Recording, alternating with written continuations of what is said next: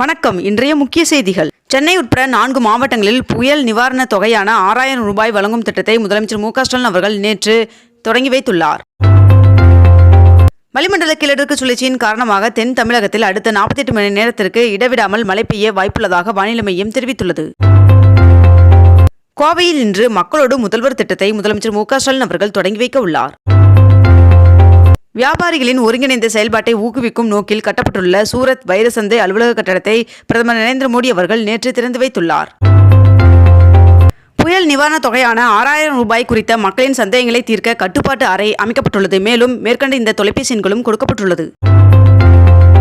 தென் மாவட்டங்களில் பெய்து வரும் கனமழையால் நெல்லை மனோன்மணியம் சுந்தரனார் பல்கலைக்கழகத்திற்கு உட்பட்ட அனைத்து கல்லூரிகளிலும் இன்று நடைபெற இருந்த தேர்வுகள் அனைத்தும் ஒத்திவைக்கப்பட்டுள்ளது. தாமிரபரணி கருமேனியாறு மற்றும் நம்பியாறு இணைப்பு திட்டத்திற்கு சோதனை ஓட்டம் நடத்த முதலமைச்சர் மு க ஸ்டாலின் அவர்கள் உத்தரவிட்டுள்ளார். கனமழை எச்சரிக்கையின் காரணமாக இன்று தென்காசி, திருநெல்வேலி, தூத்துக்குடி மற்றும் கன்னியாகுமரி ஆகிய மாவட்டங்களில் பள்ளி மற்றும் கல்லூரிகளுக்கு விடுமுறை அறிவிக்கப்பட்டுள்ளது. தமிழகத்தின் தென் மாவட்டங்களில் பொழிந்து வரும் கனமழையின் காரணமாக நெல்லை, தென்காசி, தூத்துக்குடி, கன்னியாகுமரி ஆகிய 4 மாவட்டங்களில் மற்றும் இன்று நடைபெற இருந்த அண்ணா பல்கலைக்கழக செமஸ்டர் தேர்வுகள் ஒத்திவைக்கப்பட்டுள்ளதாக தகவல் வெளியாகியுள்ளது. குமரியில் பெய்து வரும் கனமழையால் சுற்றுலா தலமான விவேகானந்தர் மண்டபம் மற்றும் திருவள்ளுவர் சிலைக்கு இயக்கப்படும் படகு போக்குவரத்து ரத்து செய்யப்படுவதாக அறிவிக்கப்பட்டுள்ளது. சபரிமலை ஐயப்பன் சுவாமி கோவிலில் பெண்கள், குழந்தைகள் மற்றும் மாற்றுத்திறனாளிகளுக்கு தனி வரிசை அமைக்கப்பட்டுள்ளதாக தெரிவிக்கப்பட்டுள்ளது. இந்தியா உள்ளிட்ட 33 நாடுகளை சேர்ந்த பயணிகள் விசா இல்லாமல் ஈரானுக்கு பயணம் செய்யலாம் என்று அந்நாட்டு அரசு அறிவித்துள்ளது.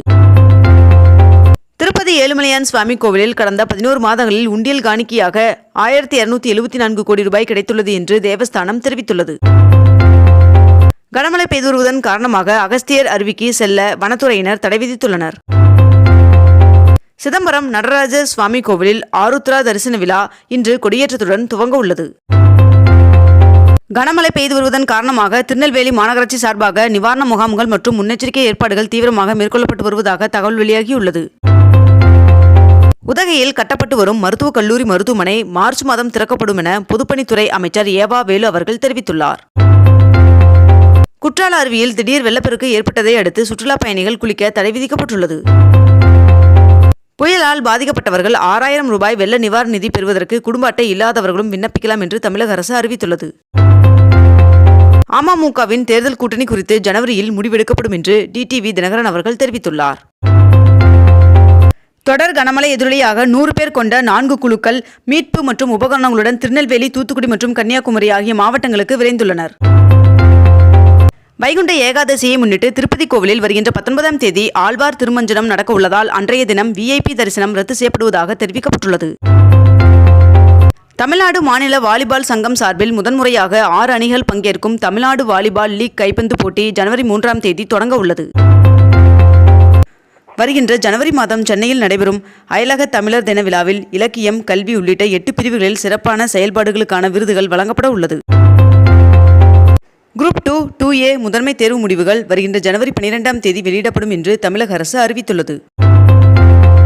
பழனி முருகன் சுவாமி கோவிலில் நேற்று முதல் 32 நாட்களுக்கு அதிகாலை 4 மணிக்கு நடை திறக்கப்படும் என்று கோவில் நிர்வாகம் அறிவித்துள்ளது. 22 கேரட் ஆபண தங்கத்தின் விலை சவரனுக்கு 320 ரூபாய் குறைந்து 1 சவரன் 46,320 ரூபாய்க்கு விற்பனையாகிறது. அதேபோல் 1 கிராம் வெள்ளியின் விலை 79 ரூபாய் 70 பைசாவாகவும் விற்பனை செய்யப்பட்டு வருகிறது. இத்துடன் இன்றைய தலைப்புச் செய்திகள் நிறைவடைகின்றன. மேலும் இதுபோன்ற அண்மை தகவல்களை உடனுக்குடன் அறிந்து கொள்ள அக்னிபூ சேனலை சப்ஸ்கிரைப் செய்து கொண்டு தொடர்ந்து இணைந்திருங்கள். நன்றி, வணக்கம்.